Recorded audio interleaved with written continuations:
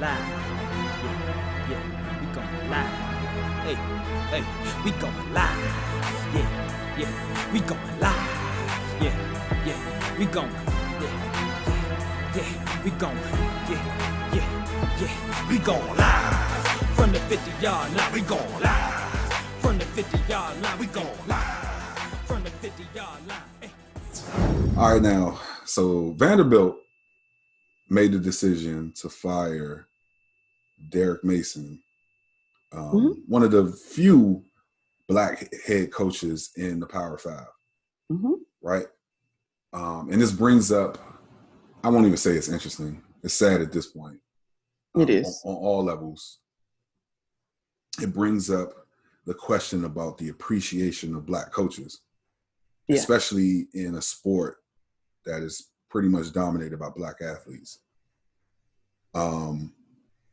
How do you feel about when you hear stories like this, especially at a school like Vanderbilt, where obviously they want to be good in football?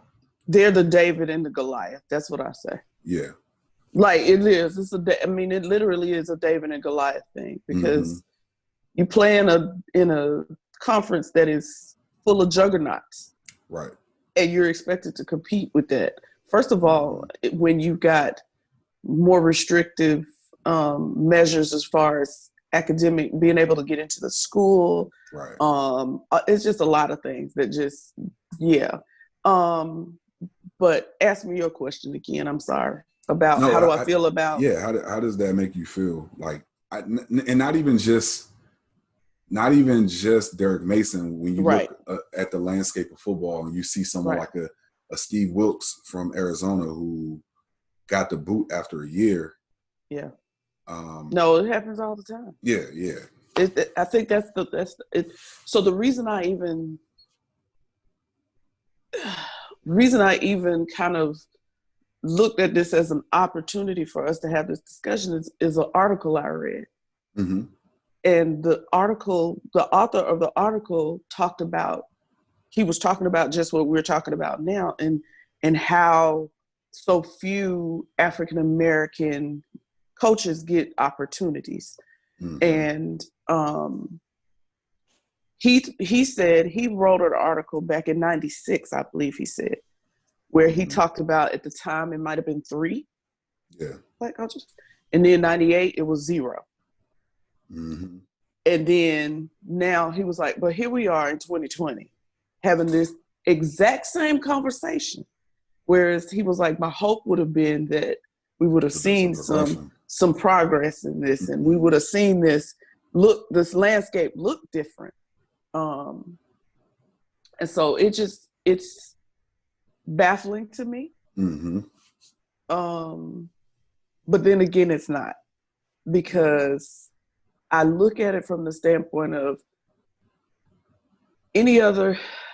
not any other, but most of the time, let's just take corporate America. Most of the time, people start out in entry-level positions and work their way up, right? Right. So, because they are assumed to be, because they're gaining knowledge of the company, the insides and outs of what's happening. They feel like they're the best candidates to, take things further. Right. What is different about someone who has played this sport since they were, for most of them, have played this sport or been involved in this sport, whether they played it or not, since they were young? Right. So you think 60 to 70% of the athletes that play football are African Americans? Mm-hmm. So you're trying to tell me, and we've had the conversation, so it's not me being throwing shade when I say you played the game, but you knew coaching wasn't for you. Right. But who's to say the other 80% of the players that played with you wouldn't make fantastic coaches? Right. Yeah. Because of their knowledge of the game, because of what you know what I mean? Yeah. And so I don't understand how that's not the same logic that's used when it comes to coaching. It doesn't make sense to me, Well, and other not even than the society and how we live in this world, in this country, that we're inferior right. in some ways. Like we're not able to. I don't understand it. It doesn't make sense. Not even just coaching, but like the administrative or because I won't say the name of the place, but you know, I kind of dealt with this too, right? Mm-hmm. Like there was a job that I was excited about. I thought that I could, you know what I'm saying? Like I thought that I was the person for this job, and you know, I was told like, oh yeah, nah, we looking for somebody who probably has a little more experience. Mm-hmm. Which I'm like, I've been on both sides of this thing. Like, who has more experience than me? Right. You know what I'm saying? Right. So, I mean, I won't necessarily say it was a race thing or anything like that, even though the person who occupies that position now doesn't look like us. Okay. That's neither here nor there. Yeah. I'm just saying it to say, like, opportunities because of this institutionalized, like, and that's the thing about racism. It's not the people, it's the institution, for the most part. Yeah. There's an institutionalized path thinking, yes. And that every little piece brings itself together for this institution. Mm-hmm. So it's disappointing to see. You know, it's disappointing when you see someone like, thank God for the Roomies. Thank God for them, right? Because that was a huge thing. Yes. Yeah. Like they are truly trying to push change when it comes to this area. And they're not doing it by words and lip service. They're doing it by, you know, deeds and actions. Like you can see. Right. There have been a few times where someone in the media would say that Mike Tomlin was on the hot seat. Yeah, no. And they come out immediately and dispel that myth. No, he's not. No. Yeah, no. Yeah. And look at him now. Like a couple of years ago, I don't think he's ever had a losing record, but he was something like no, he hasn't. Yeah. You know, and if you think to yourself, well, we should have been a 12-4 team, and you say you hastily fire him, you don't know what you're getting in return, and you may not have this 11-0 season that you're having right now. That's right. That's right. And it's disappointing. And I know that his record. Back to Derek. I know his record hasn't been like stellar.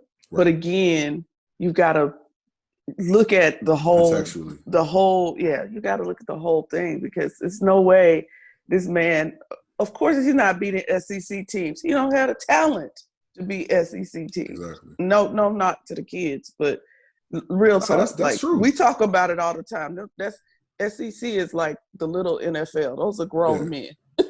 Right. Like grown men. So it's just, I mean, and the fact that you did it now, like not even giving the man a chance to finish out the season, like I mean, because the one thing I'll say about him is, and they said this in their little PC statement, that he is for these kids. Yeah. You can see it sideline. He's passionate about the football, but you could tell it's about him making men and women, because he did have a female on his team. Right. So, yeah. And that's the place where you want to have someone like him. Exactly. Like that. It just makes no sense to me. Yeah. It is disappointing. Yeah, it is. I was, Yeah. So, the article I was reading is the lack of Black college football coaches is still glaring, and so are the excuses behind it, by Ivan Mansell. Okay. Mansell. Mm-hmm. But yeah, it's just really disheartening. Yeah. And until it's, I don't know, I don't even know. And give kudos to your team too, your professional team. The football team. Yeah, that football. You mean the Seahawks? No, don't play. Your team.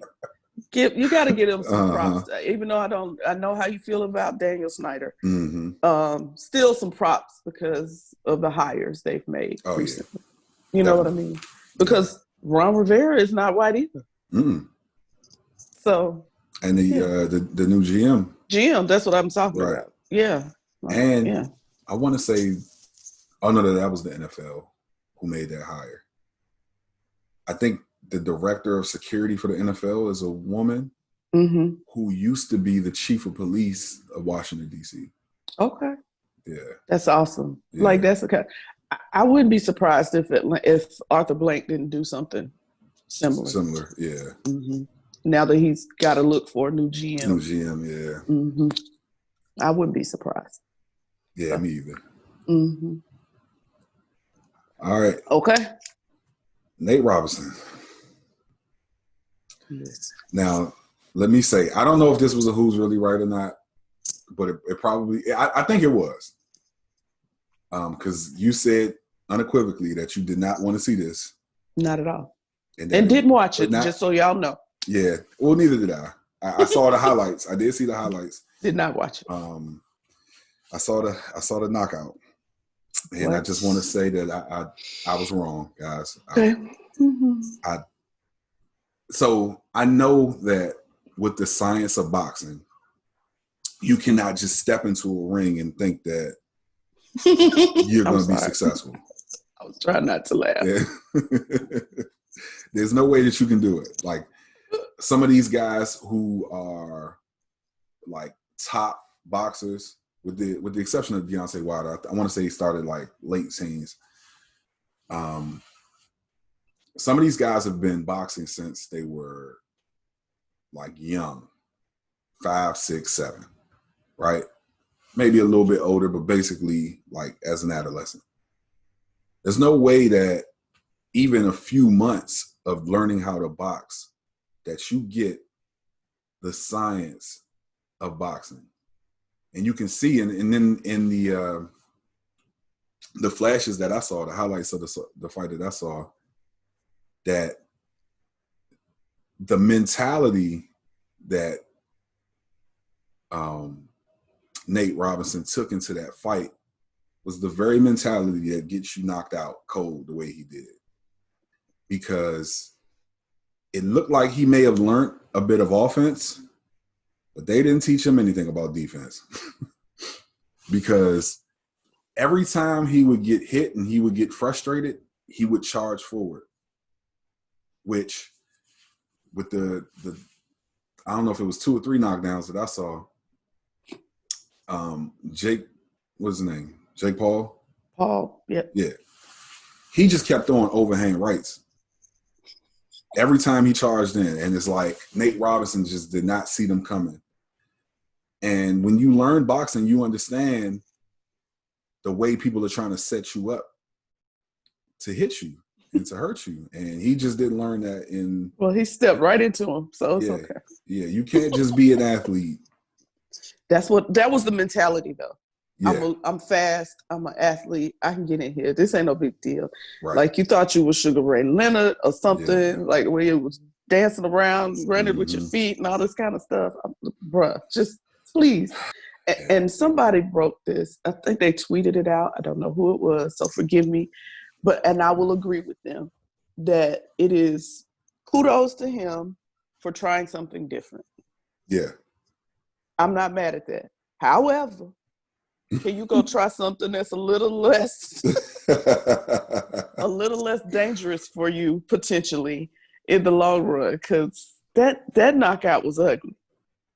Yeah. It was ugly. I ain't even gonna listen. All I could do was laugh. I'm sorry. It was wrong. I know it is. Look, but as soon as I saw that it happened, the first thing I thought was, Stephanie said that she didn't want to see that. Yep. That's it. That was it. Like, oh no, this ain't finna work. It's not gonna be cute at all. Man. I knew better. Yeah.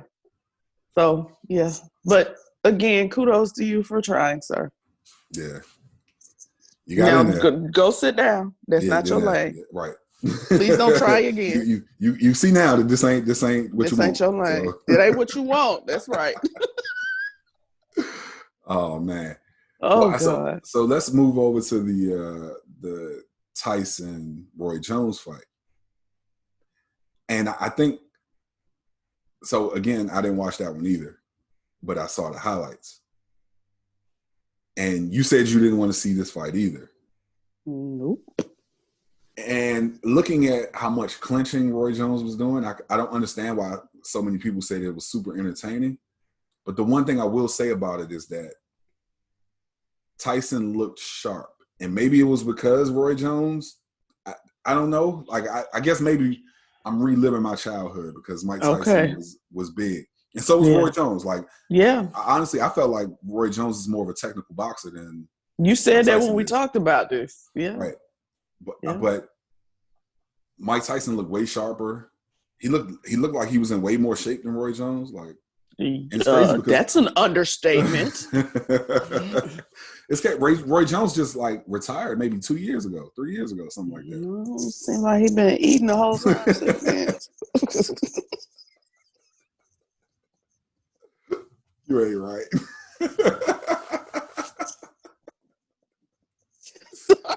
No. I'm sorry, y'all. Nah, that's funny. I'm just saying. But he Mike Tyson looked sharp. And I mean, obviously he wouldn't fight someone like Deontay Wilder. I wouldn't even say like Tyson Fury. He wouldn't fight, like that. Please don't. Please don't. That'd be catastrophic. But I feel like he could, do a couple more fights because this was for charity. But I want to see him in full Mike Tyson mode because the highlights that I saw, it looked like he was trying hard not to hurt Roy Jones. It might have been part of what they said. Like it just made that was one of the memes that was out about Martin. Oh yes, And so that was supposed to be a charity boxing event that Martin was in. So maybe he was trying to When you fought Tommy Hearns. Yes, Lord, help, and ended up in the wall. Yeah, right. Mm-hmm.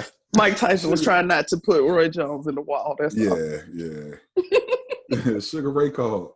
He called you to get hit, man. That's one of my favorite episodes. Oh my God, I love that. Listen, I don't want to fight no more, Gina. I don't want to fight no more. Nah, but I would like to see it. I'd like to see him fight somebody else. Go right ahead. I mean, not to his detriment, obviously, but go right ahead. Yeah. I'm gonna just stay over here in my lane. Like, no, I'm gonna need y'all to stay retired. That's all I'm gonna say. Sometimes it's best to sail off in the sunset. just be on top. Like, people think of Mike Tyson as this dominant, even though he lost a couple at the end. They think of him as this dominant, boxer. I need people to continue to see me that way. And so I'm gonna just stay. I'm gonna just stay retired. Yeah, you don't want to be like Jordan with the Bulls. I'm not. Let me tell a quick story right quick. All right, I'm sorry. I know we got limited time. Yeah. This quick story. Mike Tyson's very last fight, he fought in D.C. He did his press conference and his sparring session at Howard. Okay. Thankfully, I was able to slide into the gym. I got to sneak and see it. Yeah. And I won't go into that story because that's a whole nother different story. But I got to sneak into the gym and I got to see it. But I also, the night of his fight, I didn't get to go or anything like that. But I got hired to work as a bouncer at the club where he was having the after party. Yeah. Right. So I got to meet a few boxers in there. I got to meet Wright that night. I got to meet who else was in there? There was a couple of other young boxers that was in there. This was 2006, I think. Yeah, 2006. And so this night I'm hyped because Mike Tyson is coming there. He got a section. So I'm there, you know what I'm saying? I'm we doing what bouncers do. And the fight is on in the club. At this point, though, they got me working outside.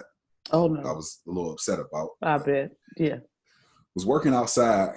I am still able to see a little bit of the fight though, and I see that his towel come in the ring, and I'm like, did Mike Tyson just quit? Not only did he quit the fight, he never made it to the club. I bet he didn't. Which I was totally upset about because I thought I was going to get to meet Mike Tyson that night. Right. And to add insult to injury, I had to throw someone out of the club. Well, not just me. It was me and another bouncer. And that was my last night of bouncing because after that moment, I thought to myself, he's going to remember me. I'm not going to remember what he looks like. And if he sees me out in the street somewhere, you know what I'm saying? I don't want to keep getting into those type of things. So I was like, bouncing out for me. I'm good. Right. Yeah, you're not going to roll up on me after after I done had to put hands on you. And I don't know who you is, and you didn't run up on me. So that was my last day. I'm sorry. Sorry about that side. Like, I'm a nice dude. So I would see you in the street and just be like, oh, hey. I don't want none of that. I don't want no smoke. That's right. Yeah.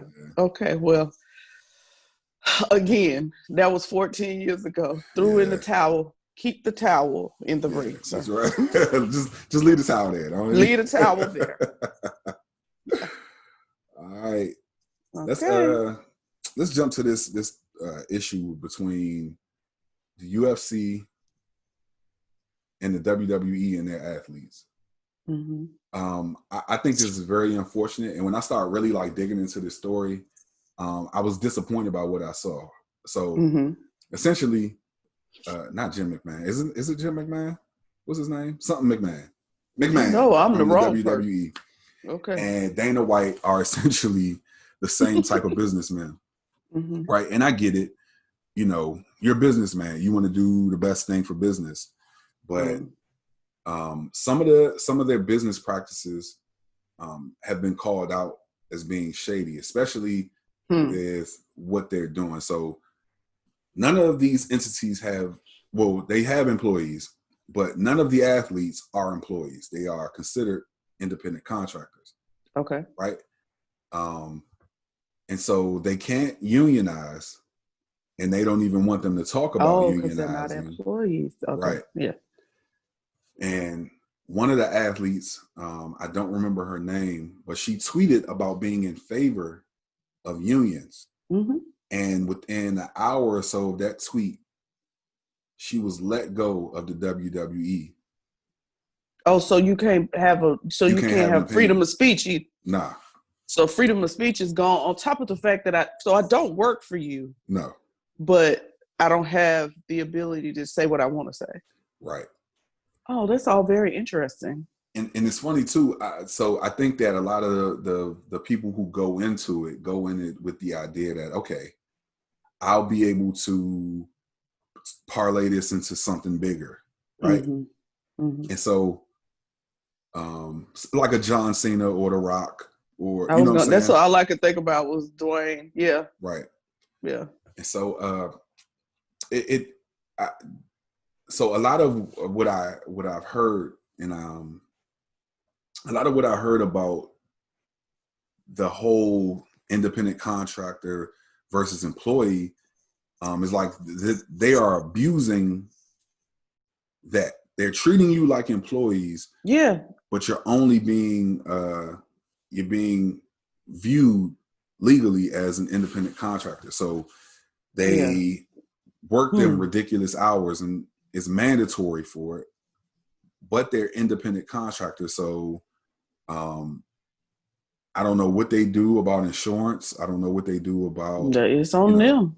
So all of that. So they just wow.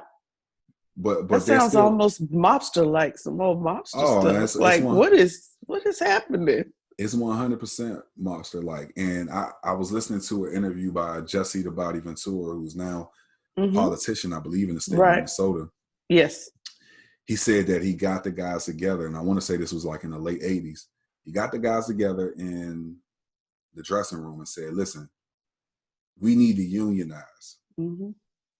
he said, the way that we've been treated is unfair, and we need to protect ourselves. So he got a vote of the people who was with him. He felt like he had enough to push forward with trying to push a union. He said the next morning he got a call from McMahon asking him what the F he was doing. And so apparently one of the people who was in the meeting who agreed ended up calling McMahon. Why is it always got to be that one? You know what? And this person is actually pretty famous. You want to guess who it was? It better not be The Rock. That's all I. No. This was like late '80s. So. Oh, I don't really. I don't. You don't know that, like the eras and stuff like that. Yeah. Yeah. The Rock was more like late. I want to say late '90s, early 2000s. Okay, this person was when then? Late '80s. Who can you think about that was like the biggest wrestler in like the late '80s?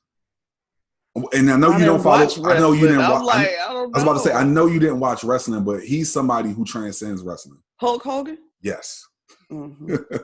So he was the Turk. He was the person who went back. Oh, you a mole man? Yeah. Come on, dude. He was the person who went back to. You rat. You dirty rat.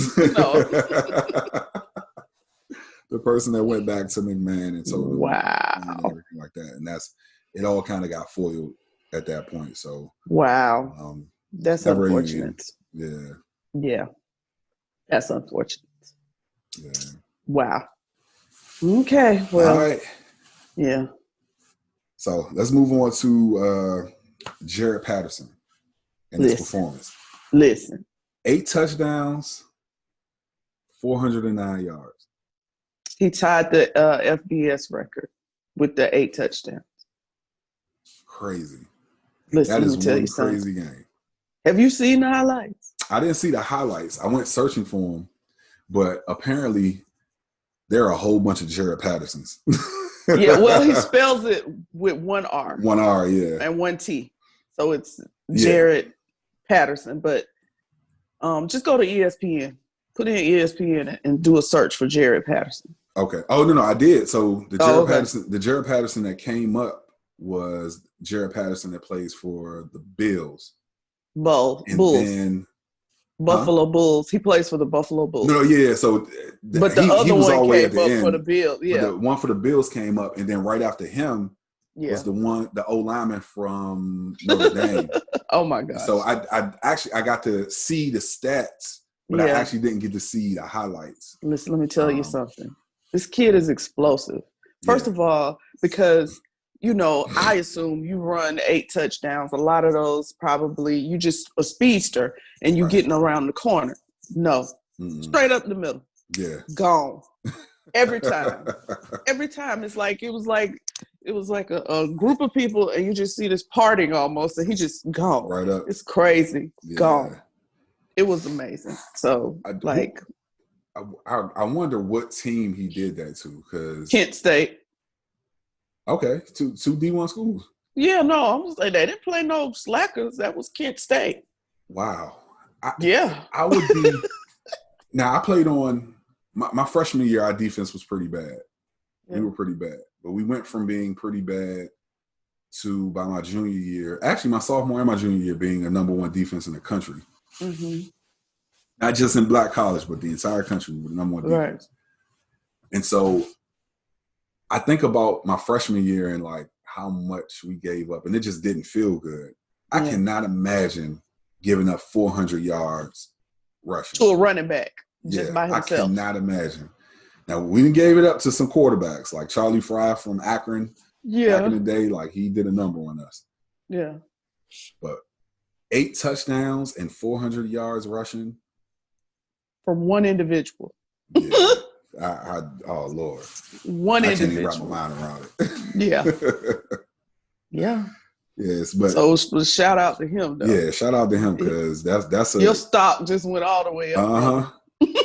And now if you don't get drafted in at least the first 2 rounds, you don't get drafted in the first couple rounds. Like, Yeah. I mean, because That's running gonna be a backs just problem. don't get drafted high like that. But Nah. you still like, yeah, bro. Like, And with the way that Zeke's playing, I don't know if running backs will get drafted high like that ever again, or paid for the most part. Yeah. He might have Shout out to ruined. Kamara for being the last one to to get his money, because Zeke making it hard on y'all out here. Ooh, what? Yeah. Okay. Now put the cameras on me, put the cameras on me, put the cameras on me, put the cameras on me, put the cameras on me, put the cameras on me, put the cameras on me.